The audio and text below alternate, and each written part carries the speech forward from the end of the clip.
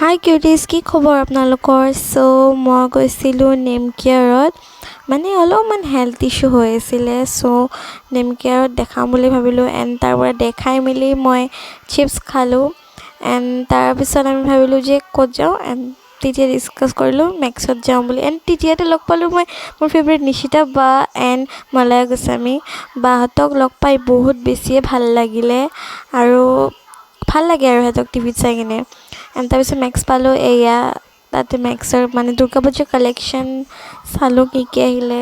মানে এটা ভাল অহা নাই দুৰ্গা পূজাৰ কালেকশ্যন, মানে জুডিঅ'ত বেছি ভাল মেবি এণ্ড এইবিলাক জোতা মানে শ্বুজবিলাক 599 799 আৰু মোৰ ভাইটি চক উল্টা পুল্টা কাম কৰি থাকি।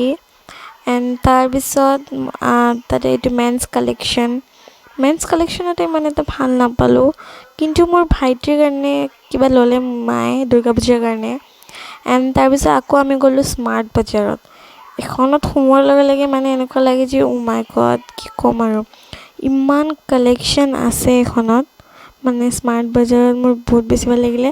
আৰু ইয়াতে এইবিলাক বেগছ কালেকশ্যন আৰু এইবিলাক স্কিন কেয়াৰ বহুত কিবা কিবি দেখা পালোঁ, বহুত বেছি ভাল লাগিলে আৰু আনিছোঁ কিবা কিবি। And thank you guys.